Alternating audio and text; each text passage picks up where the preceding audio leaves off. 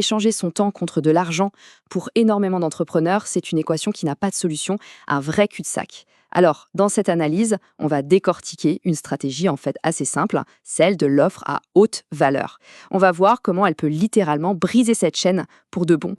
C'est vraiment la question fondamentale, non? Ce sentiment d'être complètement coincé, de voir ses revenus qui stagnent, qui plafonnent, alors que paradoxalement, les heures de travail, elles, n'arrêtent pas de s'accumuler. C'est un piège hyper courant dans lequel tombent beaucoup d'entrepreneurs. Et voilà, on arrive à une réalité, on peut dire quasi incontournable. Presque tous les entrepreneurs, à un moment ou à un autre, finissent par se prendre ce mur. Il y a un point de rupture où, tout simplement, travailler plus, ça ne rapporte plus rien. Et ça, c'est le signal d'alarme. Le signal qu'il faut absolument changer de modèle, sinon c'est l'épuisement garanti. D'ailleurs, ce phénomène porte un nom, le piège temporel de l'entrepreneur. Alors voyons un peu plus en détail de quoi il s'agit. Ce graphique, il est sans appel, vraiment. Quand le temps, c'est la seule chose qu'on a à vendre, eh bien les revenus sont mécaniquement, mathématiquement bloqués par l'horloge. C'est logique.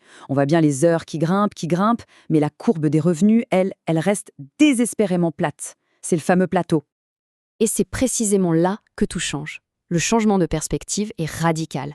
L'objectif, ce n'est plus de courir après plus de clients, d'en accumuler toujours plus. Non. Il s'agit d'attirer les bons clients, c'est-à-dire ceux qui sont prêts à payer pour la valeur d'un résultat concret et pas juste pour le nombre d'heures passées dessus. Ok, alors, la grande question c'est, comment on sort de ce piège? Eh bien, la solution, et c'est ça qui est contre-intuitif, elle ne se trouve pas forcément dans un meilleur service. Elle se trouve dans la puissance d'une véritable offre. Et là, attention, la distinction entre les deux est absolument fondamentale. D'un côté, on a la vente d'un service. Pensez à 1 heure de coaching, 1 heure de consultation. C'est très limité. De l'autre, on a la vente d'une offre. Et là, on parle d'une solution complète, un véritable package qui est conçu pour résoudre un problème de A à Z. Prenons un exemple pour que ce soit bien clair, celui de Renault. Renault, ils ne vendent pas juste une voiture, un bout de métal avec 4 roues. Non. L'entreprise vend une solution de mobilité complète. Il y a le produit, évidemment, mais avec, il y a la garantie, il y a le financement, il y a le service après-vente, l'entretien. Bref, c'est un package global. Voilà, c'est exactement ça, une offre. On voit bien que ce n'est pas un simple produit ou un simple service. C'est la transformation d'une petite transaction unique en une solution globale, durable pour le client. Et c'est justement ça qui justifie une valeur et donc un prix bien plus élevé. Bon, maintenant que le concept est bien posé, on va rentrer dans le vif du sujet, dans le concret. Comment est-ce qu'on construit, pas à pas, une offre haut de gamme qui soit quasi irrésistible? Allez, on va décortiquer son anatomie. En fait, le processus est un enchaînement assez logique, en 4 temps. 1. On part du résultat final, la promesse faite au client. 2. On vient enrichir tout ça avec des bonus de grande valeur pour rendre l'offre exceptionnelle. 3. On sécurise l'achat, par exemple avec une garantie, et c'est seulement à la toute fin qu'on fixe un prix qui soit à la hauteur de toute cette valeur qu'on a créée. Et attention, cette première étape, c'est vraiment la plus importante. C'est la clé de voûte de tout le système, parce qu'elle conditionne absolument tout le reste. Il faut bien se mettre en tête que le client n'achète pas des heures de travail. Il achète une transformation, une solution à son problème. Toute la valeur, elle est là-dedans, dans ce résultat. Alors, avoir une offre exceptionnelle, c'est une chose, c'est super.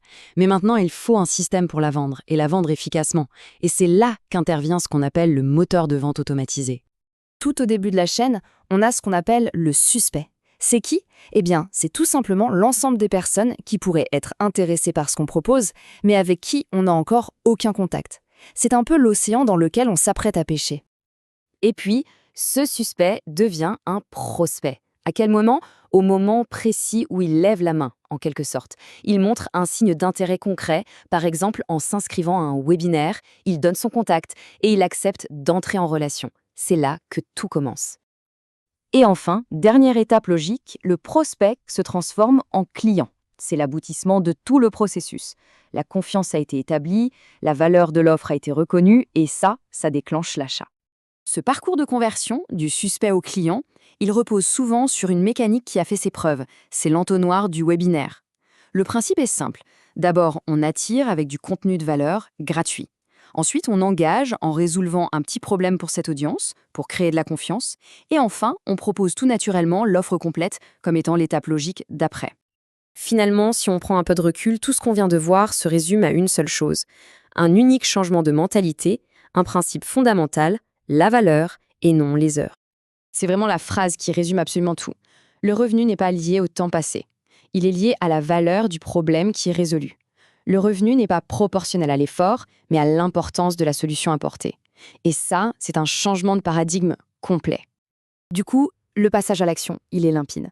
Il faut arrêter de vendre des services à l'heure. Il faut commencer à résoudre des problèmes. Arrêter de se voir comme un simple prestataire et se positionner comme quelqu'un qui apporte des solutions. Et on va terminer cette analyse sur une question vraiment puissante, qui est une invitation à tout repenser. Si on applique ce principe, quel est le vrai problème qu'on pourrait résoudre pour un client? Un problème si important qu'il justifierait de multiplier ses prix par 10?